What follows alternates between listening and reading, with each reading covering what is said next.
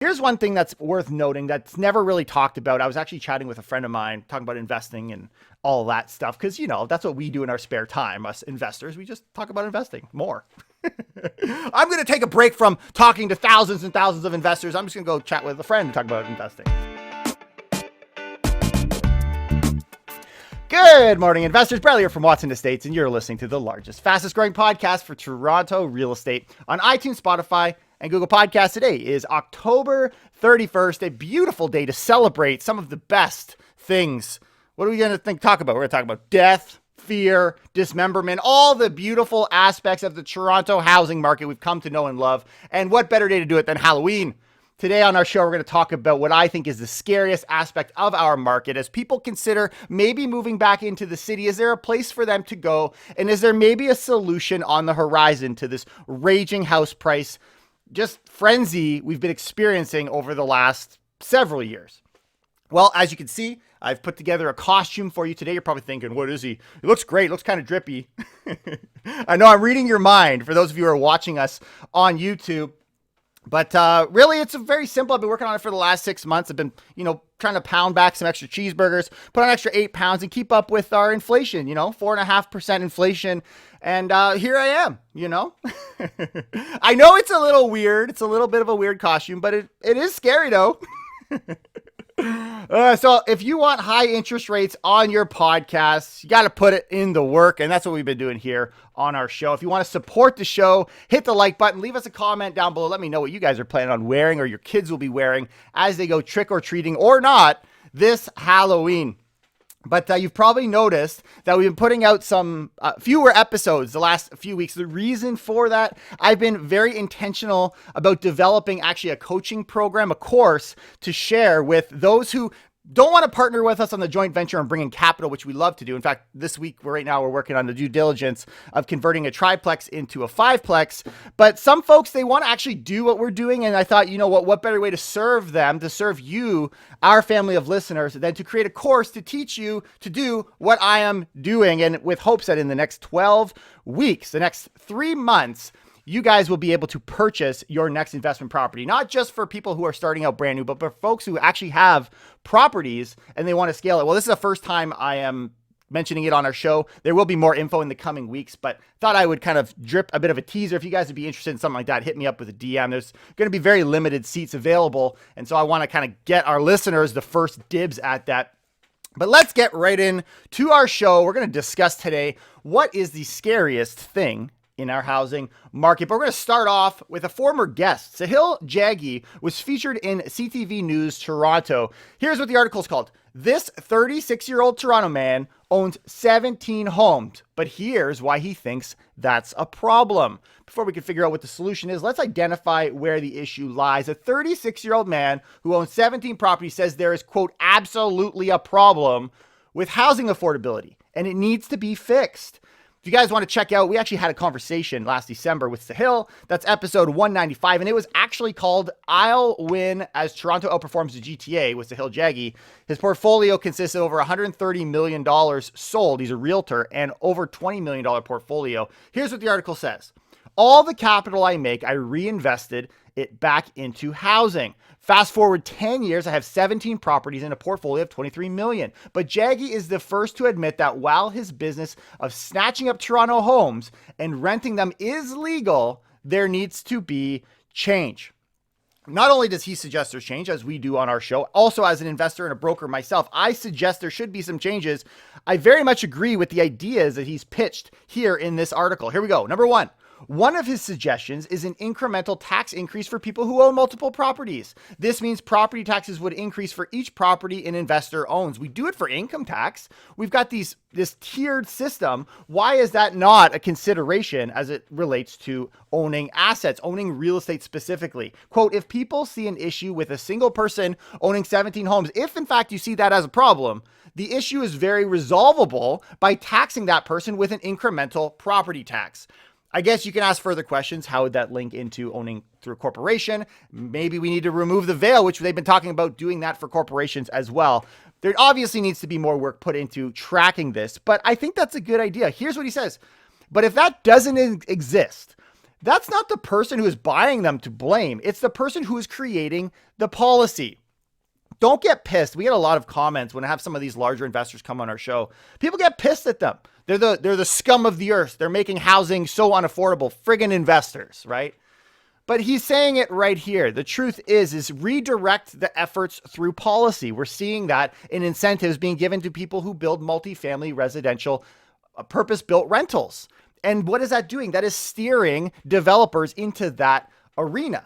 So why is that not the solution here? It absolutely is. Don't get mad. Don't hate the player. Hit the game and let's change the rules. But I think what he said there was very well said. Idea number 2. He also believes the government needs to cut red tape and loosen rules around splitting homes or building additions on existing homes. By the end of this podcast today, you're going to hear a very interesting idea that comes out of New Zealand that was just deployed this past week. Would absolutely solve this red tape issue and solve the supply issue we face in our city. So I love that he had the comment here, but there are some more juicy nuggets coming. Trick or treat. Idea number 3, splitting homes will also help to create more supply in the rental market and lower prices. Can we not take a single family home and allow it to be automatically converted into a triplex or fourplex zoning? Jessica Bell, Ontario's housing critic for the NDP, thinks Jaggy is right and that it's the government's responsibility to step in.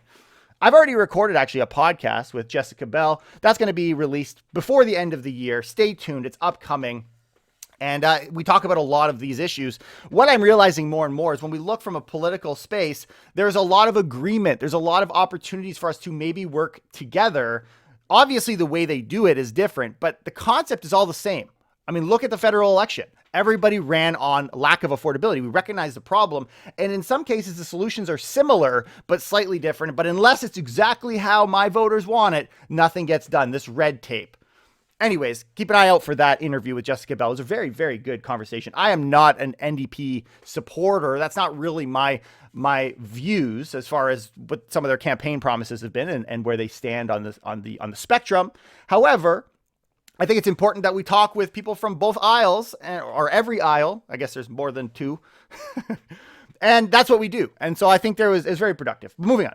In the meantime, Jaggy said he's going to keep doing what he's been doing. Again, don't hate the player. Quote, I am not at an unfair advantage to anyone else. In fact, he does joint ventures as well. You guys can partner with him if you want. That's when we spoke. But he says, I'm working with the exact same laws. I'm just doing it smarter. I love that. I'm just good at it. Don't get mad at me because I'm good at it. If you don't like the rules, change the rules. But what's also interesting is the expectation. People will want back in the city. That was very much part of my conversation with Sahil. And that is where we're going to head on our next little segment here. TorontoLife.com had an article, and it's so poetic. It's so beautiful. It's called Leaving Toronto Seemed Like a Good Idea at the Time. Not a haiku by definition, but still beautiful, still poetic. The article appeared slowly at first. Quote, Toronto experiences record population loss as more move away from city amid COVID-19 pandemic. And space is the new luxury. Could the coronavirus prompt an urban exodus in Ontario? You guys remember articles like that? I sure do. We were talking about them. Over 12 months during the first big wave, something like 50,000 Toronto residents packed up, left the city, relocated to places like Oshawa, Kitchener, Waterloo, Cambridge, and Collingwood, where prices are less prohibitive and Manhattan-like, at least for the moment. You guys can probably remember that. Man, like it was yesterday. Were they happy? The notion worked its way inside my head and wouldn't leave. This is from the perspective of someone who's left the city, by the way. Should we think about doing something similar? Outside the walls of our cozy domicile, everyone was suspicious, grumpy, wearing masks, picturing ourselves installed in that, quote, new luxury, a wide open space somewhere, breeze gently ruffling the cornstalks, horses gambling around, fresh air, rejuvenation, all that stuff. This is a longer article, but essentially what happened is they sold their property in Trinity Bellwood. They moved to a little place called Buford. Buford. 1,600 people just outside. It's in the county of just outside of Brantford. Very small town. So here's what they say. Here is the result. And we were calling for this. Our conversation with Sahil would be very much this way, but I was saying this from day one. The exodus was real. But here is what I believe is a common impression now as COVID is waning, doors are reopening, and we'll see. But here's what he says. So Now, here we are, or rather, here I am, quintessentially, existentially alone, about which more later. I don't know what the heck he's saying there. Bad quote, bad podcast host. Blah, blah, blah. There's so much I miss about city life in general, and I scarcely know where to begin. Of course, the answer for the last little while has been Zoom. The pandemic is now so familiar that people have started referring to it as the pandy, but there will come a time when the pandy is just a vague memory and people are already returning to those empty office buildings. Face-to-face meetings will become important again. Serendipitous encounters in the street will lead to gigs. Since we sold our house, there is some money in the bank. But it all has oh my goodness, man. This is the problem with these deep articles. It takes me. I love this keep it grade 8. Keep it grade 8. It's a good article, but I'll tell you, a lot of these words, they just catch me. Anyways, evil tongues might say, all you really did, Pam and Dave, when all is said and done, setting aside all the metaphors and aphorisms, whatever that was, and word tapestries, Dave might weave around it, was cash in your nest egg early. This idea of an early retirement, the only honest answer to the question is to be determined in darker moments. I think that I was born to rent after all. That's what he's doing, by the way. He's renting outside the city, just like my nephew. And I wonder, will I wind up buried in the acres out back? That is, if we can still afford to rent here, of course. I suppose Pam, would have to ask the landlord's permission first. What a tragedy. What a tragedy. And written overly poetic. I'm not one for poetry. I like English, but simple English. Business English. But here's a life lesson. Here's a life lesson, and this is obviously a common issue. I'm seeing it with my clients right now.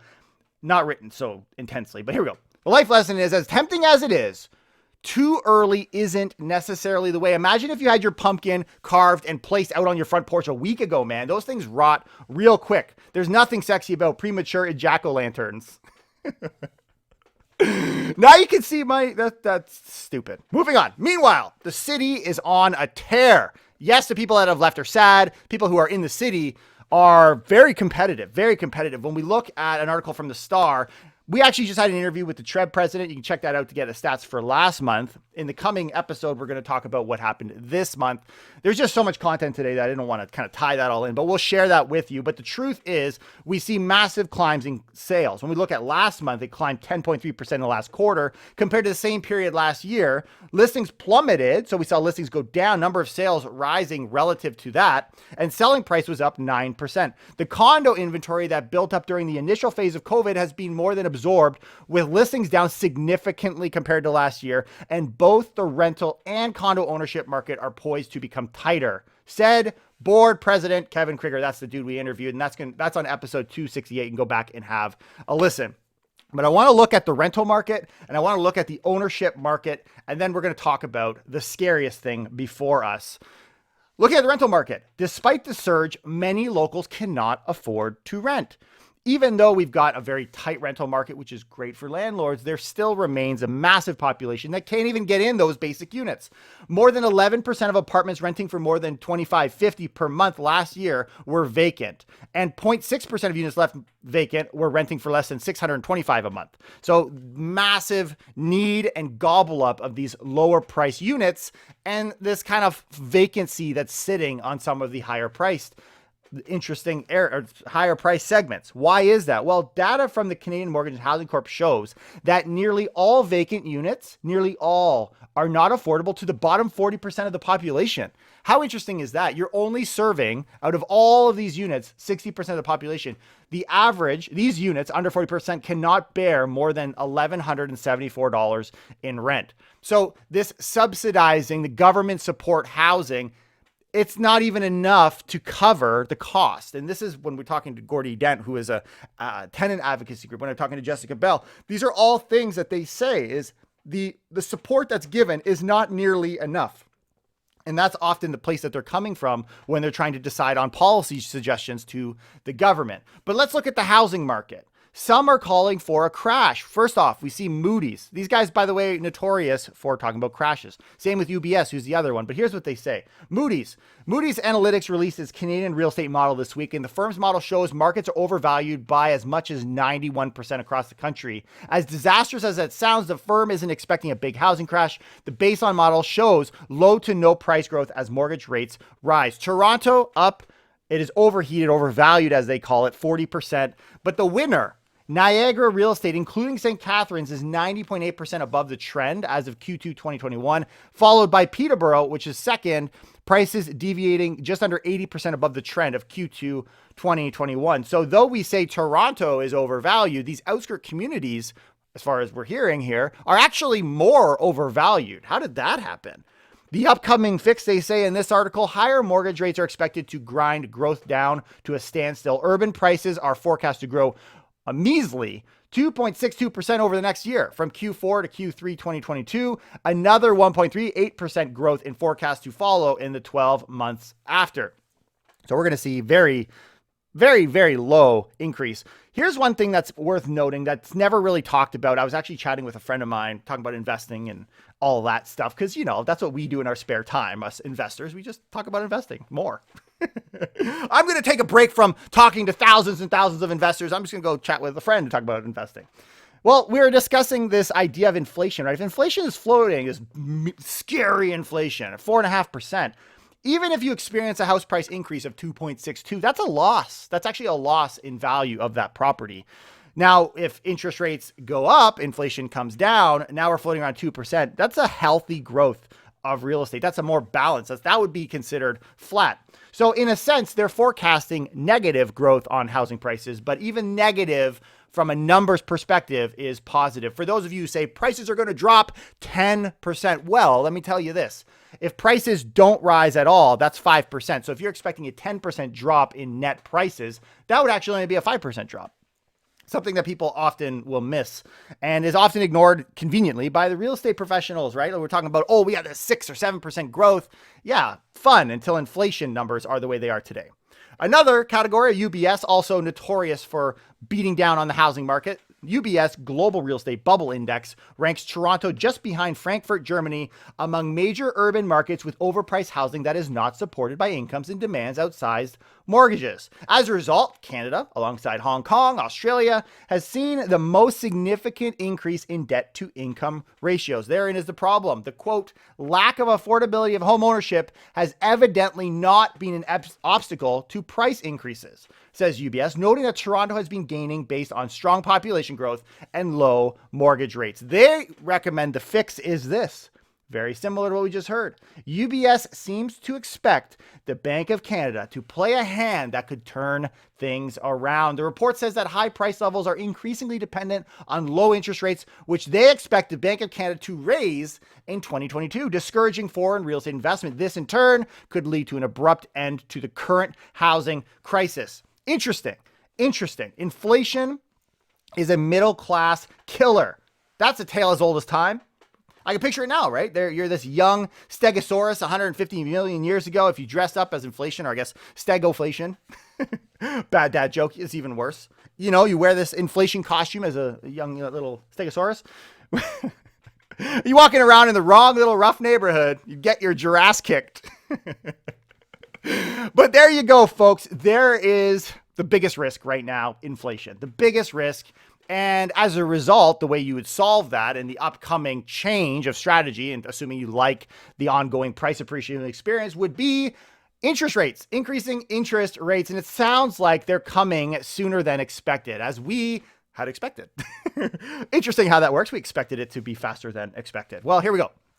Canada's pandemic housing boom has attracted a larger than usual share of speculators, many of whom took advantage of falling interest rate, variable mortgage rates, to take out multiple loans. But the central bank's surprise warning this week about an early interest rate liftoff could douse a rally fueled by cheap debt. All of that excitement that we experienced as we saw these 0.75% drop, this basis point drop. Well, maybe things are going to change. Well, according to the Bank of Canada, yes, they are, and faster than you thought. Earlier and faster rate hikes could trigger higher payments for many of these buyers, and investors with multiple properties could respond by selling some of them into ebbing demand into ebbing demand if their commitments become too onerous. So here's the thing. A lot of people with the comfort, the excitement of dropping interest rates are in variable rate mortgages. So do they go fixed? Do they lock them in? We've already seen these rates jumping up in the mortgage segment, though we haven't seen that parallel action in the interest rate segment for the Bank of Canada. But we're all expecting that to happen. The change is already underway. We've actually seen in the fixed rate mortgages, according to Rate Hub, a 60 basis point increase on average this year of mortgages. Again, though interest rates are remaining low. But now, on top of that, on Wednesday, the Bank of Canada said it could increase its benchmark interest rate from the current 0.25% as soon as April, 3 months sooner than forecast. But check this out, guys. If you hear nothing else on the show today, hear this. Money markets, the bond market, expects a rate hike in March with nearly 100 basis points of tightening in 2022. Guys, that's a 1% increase the market is factoring in interest rates. 1% next year alone. According to Rob McLister, one of the things he said, the bond market is now pricing in 6 to 7 Bank of Canada rate hikes in the next 36 months, with the first rate hike in March. In March. Woo! And here we were all expecting it to be the latter half of 2022. Told you guys. Told you. Inflation is just raging super, super duper hot.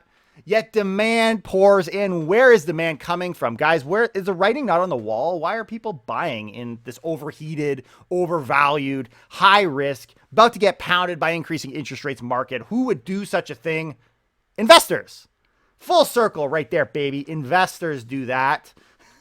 When we look since 2011, looking at the TerraNet stats, investors were the lowest segment of buyers. They look like they're floating around 16%. Well, today, 2021, they are, by quite a big margin, the largest purchaser. The largest. Looks like they're sitting around 24%. The second highest, fun fact, is first-time home buyers. How are average people still able to buy a house? I get the investors can do it. They're just refinancing, are they not? They've got all this money. They're just raking in the dough. But how is a young buyer, a first-time home buyer, they can't save that down payment? It takes them, 26 years? Or I don't even remember the numbers. It's outrageous. Too much time. And the truth is, the solution is, the hero of the story for many young Canadians is generational wealth. It's their parents. It's their grandparents. A BlogTO article came out, says parents are giving their adult kids on average $130K to help buy homes in Toronto. The bank, mom and dad, is funneling ever more cash in Canada's hot housing market. A new report shows as home prices skyrocket and young adults struggle to afford down payments on their own. Struggle. They can't. While far from a new phenomenon, baby boomer parents have been known to at least partially bankroll their millennial kids. The share of first-time home buyers receiving financial help from family members is growing. It's up from 20% in 2015 to nearly 30% in 2021. Fast. Quote, no less than 2/3 of first-time buyers that received a gift indicated the gift was the primary source of their down payment. That's according to a CIBC report. Overall, we estimate that over the past year, gifting amounted to just over $10 billion, which equates to 10% of total down payments in the market as a whole. So 10% of all down payment monies came from parents. They came from gifting from the generations ahead. Canada-wide, we see the average, quote, gift for a home buying purchase at $82,000, which is actually up quite a bit because of the pandemic. But in Toronto, as mentioned earlier, it's $130K. And for move-up buyers, so not just first-time buyers, but people who are moving up, they're enjoying a gift of almost $200,000, which is interesting. This all comes from Benjamin Tal, again, Deputy Chief Economist of CIBC. What an amazing trend. Quote, over the past half a decade, growth in the average size of a gift outpaced home price inflation, averaging 9.7% per year, a full 2 percentage points higher than the growth in the housing market. As fast as the housing market has grown, when we look over the last half a decade, last 5 years, according to my math, that's half a decade. Duh. At the same time, as excessive as the growth in prices have been, that much more has the amount of gifting that's been going on in our market. It's almost as though the higher generation is just constantly trying to get ahead. They're getting ahead and then going beyond to make sure with this price appreciation, maybe it's FOMO, or maybe it's just necessary, right? Listen up, because I've been saying this, but this Way they've said it in this article is clearer than I've ever said, and I love it. I love it. The implications of this phenomenon include widening the wealth gap between receivers and non-receivers of gifts from their parents. And it's not only the money a child gets for a down payment today that will give them a leg up over their peers. Quote, that increase in the gap is much larger than the actual gift size, as it might make the difference between owning and not owning a house, with receivers potentially benefiting from future home price appreciation. We see this wealth gap that's taking place between the beneficiaries and the non-beneficiaries of down payment gifts. Not only that, but those who are able to get in a housing market, which we anticipate will, even in a bad scenario, 5 to 7% average price increase, will benefit, where those who cannot get in the housing market because they're the have-nots cannot.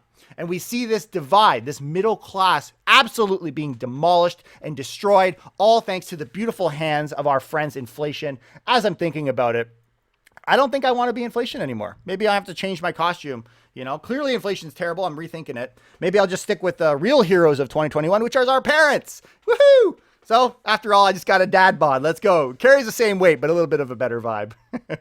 But some countries are attacking the supply issue head on. I'm going to leave you with this, following what our friend Sahil Jaggi said.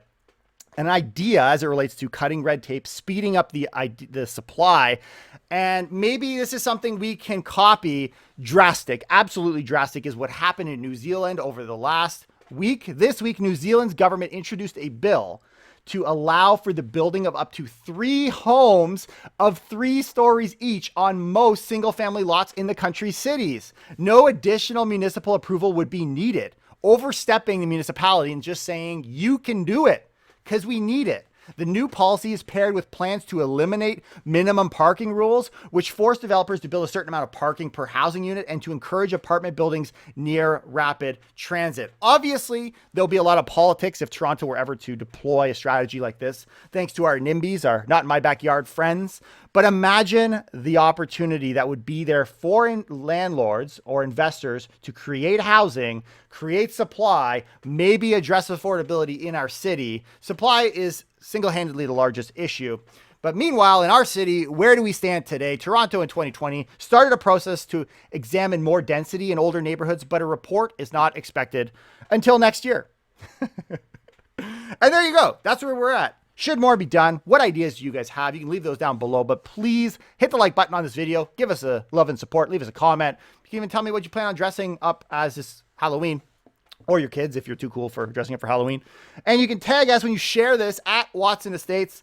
But let me know, guys. Make sure as you're picking your costumes, you're picking good ones, man. Like, unlike last year, like last Halloween, I was driving around with my daughter and we ran into a fire hydrant, probably the worst costume I've ever seen. We like to have some fun in this show. I hope you guys are enjoying it. Please support the show, and I will see you guys next time. Enjoy and have a happy Halloween. Take care and keep it real.